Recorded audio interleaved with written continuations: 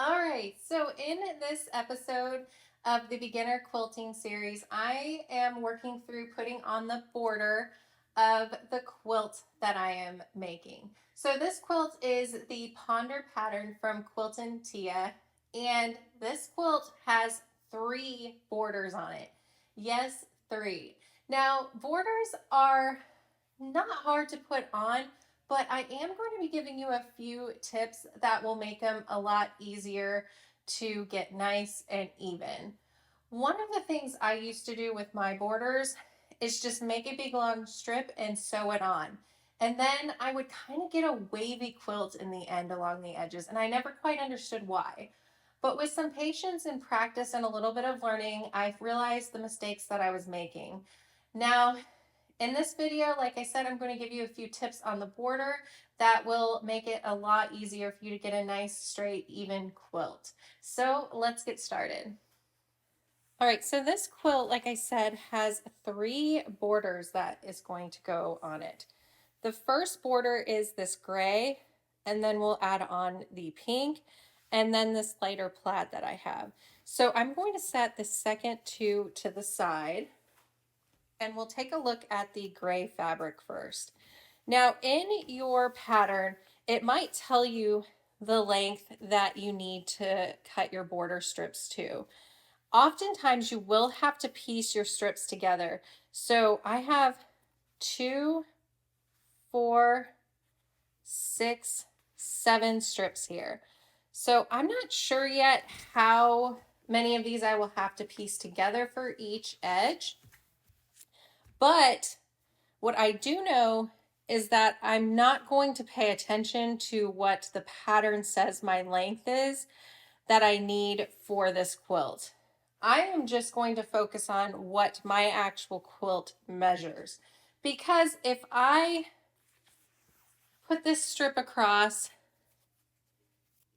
and it overhangs the edge 4 inches and just sew across, it may stretch the fabric out to be a different length than I actually needed for that area.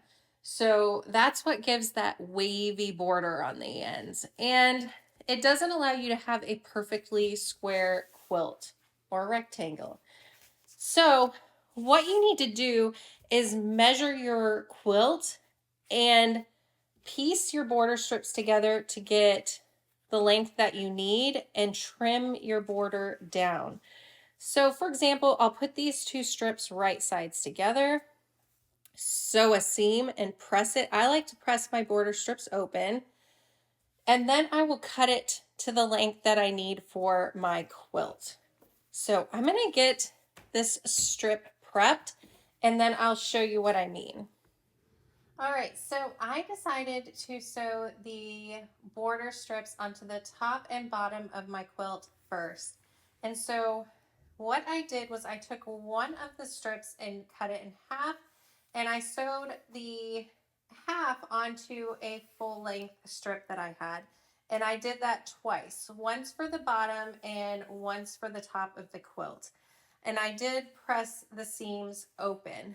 So I also had 4 more strips left, and I knew that sewing 2 of those together twice, so now I have 2 long strips, will likely be more than enough for the sides of the quilt. However, right now we're just going to focus on the top and bottom of the quilt and getting the borders sewn on. So I measured a few different places on my quilt for the width of it and consistently got between 44 inches and 44 1/4 inches. You'll want to measure more than one spot because depending on your sewing and your pressing, it might be a different length at different points in the quilt or width, because we're working on width right now. So since I got that measurement, the 44 1/4, I don't have a great spot to cut my strips to that length. So I'm going to show you what I do. All right, so I have my cutting mat here, and you're not going to be able to see the whole mat, unfortunately. But my mat is is 36 inches. So I'm going to lay my strips starting at the 1-inch spot all the way across. And then what I do is at the 36-inch mark is I take a pin and I put the pin into my fabric right at where the 36-inch line is measuring. So once I get the pin in there, I take the pin over to the 1-inch line, and then I'm ready to cut the rest of that measurement that I need. So here you see the pins lined up at that 1-inch line, and then I need to cut at 8 1/4. And that will get me to that length that I need for my quilt. So I'm at 8 1/4 here, and I'm just going to trim off the excess fabric. And then I'm going to do that with both of my strips. So I'm going to lay it out again.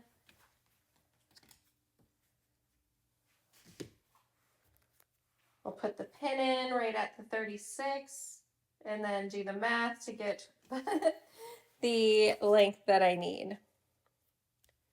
So there's different ways that you could do this. This is just what I like to do. And, you know, I'm sure people have different methods how to make this work. This is just what works for me. And it's really easy for me to figure it out in this way. Let me take the pin out because I will stab myself with this if I leave it in the fabric and forget about it. So now what I'm going to do is take one of my border strips and I'm going to pin it to the top of my quilt or bottom, you know, that really doesn't matter. But what I like to do is I like to find the middle of my strip and the middle of my quilt, because I will put my first pin in the middle and then my next pins on the ends and just kind of work the pins into where they're needed. So I'm going to find the middle of both of these. So let me put a little pin in here that I'll end up using. And me flopping everything around messed up where the middle of this is. And you could press it if you have an iron nearby, however you want to do it. So now that I have the middles, I'll bring these together. And this will just help me get this nice and even border so that I don't have to worry about those wavy ends.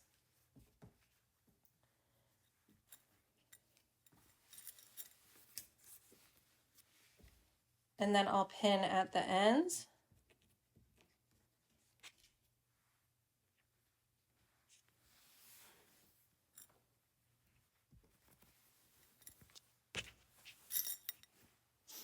And then I'll work this into place as needed. So I'll just keep adding pins from the middle across here. I'll just keep adding pins to get it nice and flat on both sides and make sure everything stays nice and even before I go over and sew. So after I sew this in place, I can do the same thing with the bottom of the quilt, and then I will press these seams and add on the sides. Now, the reason I didn't go ahead and measure the sides of the quilt right now is because after this border is in place, my measurement would be completely different for, you know, this quilt, right? Like if I measured the border if I measured the length of the quilt when I measured the width, that measurement would be completely different after adding this top and bottom border on. So you need to do each step as you get to it. You can't go ahead and make all your measurements at once. All of your border pieces would be completely different.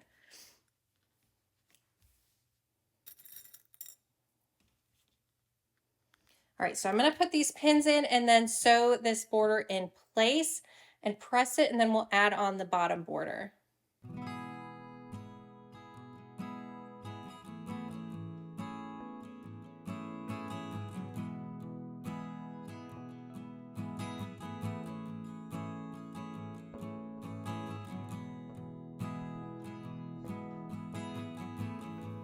All right, so I now have the first border sewn onto the top and bottom of my quilt, and I have them pressed. I press the seams to the border. There we go. After doing that, I laid the quilt out on a nice flat surface again, where I could lay the quilt out all nice and flat. And I measured again, this time measuring the length of the quilt in a few different spots. I consistently got about 62 inches. So I went ahead and trimmed the other two border strips that I pieced together to that length, and I'm going to go through the same steps of pinning it in place again on the lengths of the quilt. Then I will sew them and press them. I do like to add a lot of pins when I am putting the borders on. Now, I'm going to go through that same method with the rest of my strips. I counted, all the rest of them are 7 strips again of the same fabric. This one is going on next. So I'll probably do the same thing. I'll cut one of the strips in half and sew the halves onto 2 of the strips, and then reserve the other 4 for the lengths of the quilt, sewing those to each other as well. I'll press those seams open, sew them on after measuring the quilt, of course, to get the correct lengths for all of them. Adding borders in this manner, I think, is really easy. It is a little more time consuming because you're doing a lot of measuring at all the different steps, and finding somewhere to lay out your quilt to do all those measurements can be a little bit cumbersome sometimes. However, I do think it is very, very important to measure your quilt and trim your border strips to the correct size. It is obviously a lot quicker to piece a nice long border strip together and just sew it onto your quilt. But I promise you, if you take these steps to measure first and pin really well, you'll get a nice and even quilt and you won't have to worry about that waviness. So I'm going to finish sewing the borders onto these quilts, and I'll show you how the quilt looks with the nice border on it.